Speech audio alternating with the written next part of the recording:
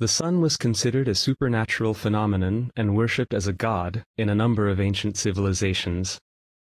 In Egypt, it was worshipped as Ammon, in Mesopotamia as Samas, and in Greece as Apollo.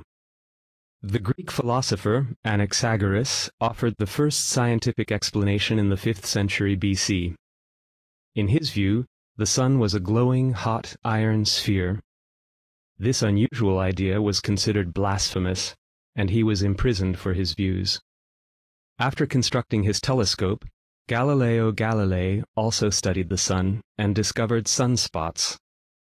Later, Isaac Newton used a prism to split white light from the sun into its components. Still later, William Herschel used this method when he discovered infrared radiation around 1800. In his experiments in the 19th century, Joseph von Fraunhofer was the first to observe absorption lines in the solar spectrum, from which the chemical composition of the atmosphere could be determined. Hans Bethe developed the theory of nuclear fusion in 1939, which explains how energy is generated inside the sun.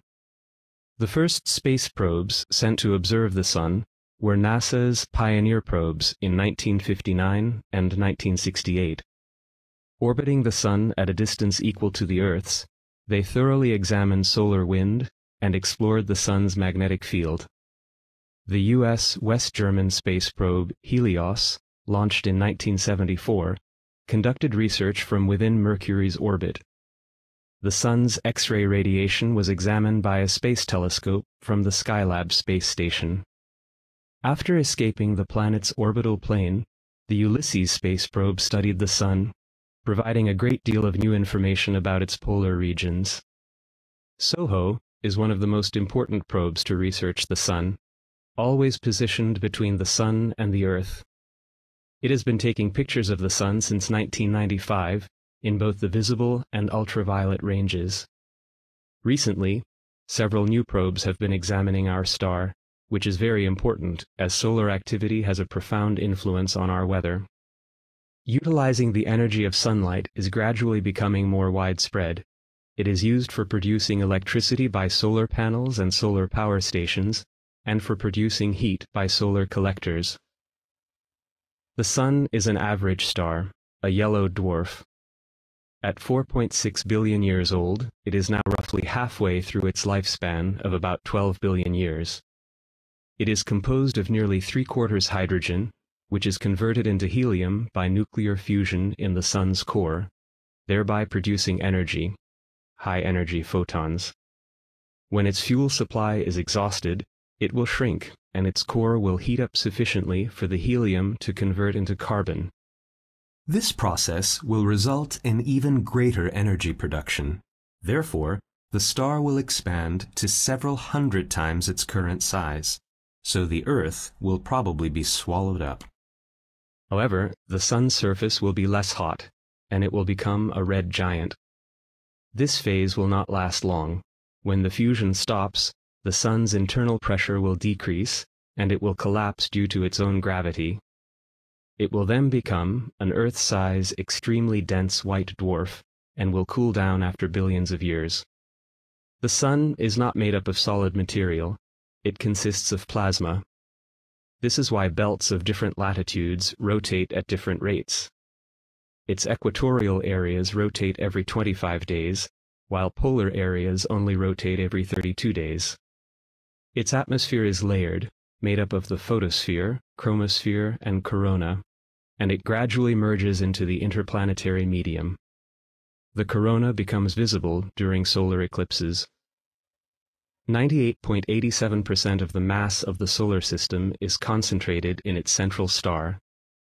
The sun has an enormous mass, so it has very strong gravity, which holds the solar system together and governs the movement of all the planets and smaller objects in it.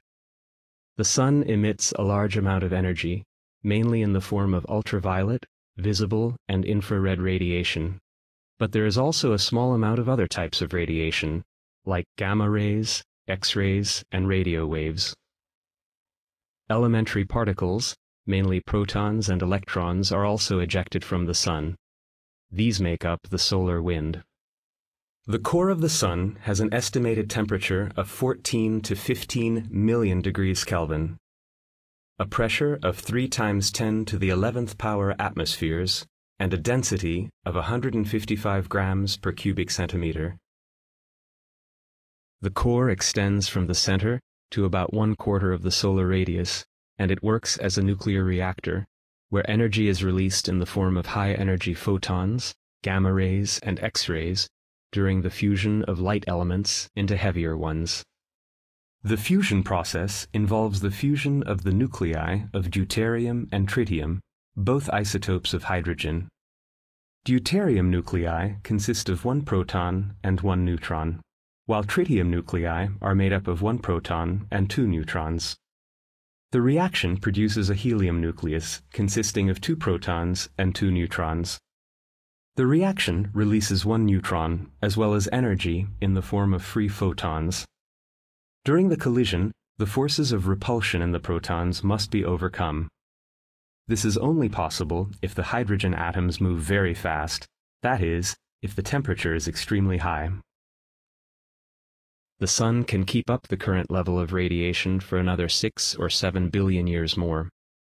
The core is surrounded by the radiative zone, which extends to about 70% of the Sun's radius. Photons often collide, become absorbed, and are then emitted in this zone. It very often takes up to 10,000 years for the photons to reach the surface. Large-scale convection takes place in the outer zone of the Sun, which takes up about 25 to 30% of the solar radius. This layer is therefore called the convective zone. Heat is transmitted to the photosphere by the flow of the zone's material. It is then emitted into outer space. The Sun's atmosphere is mainly composed of lighter chemical elements, 71% hydrogen, 27% helium, and 2% heavier elements. The nucleus contains 35% hydrogen.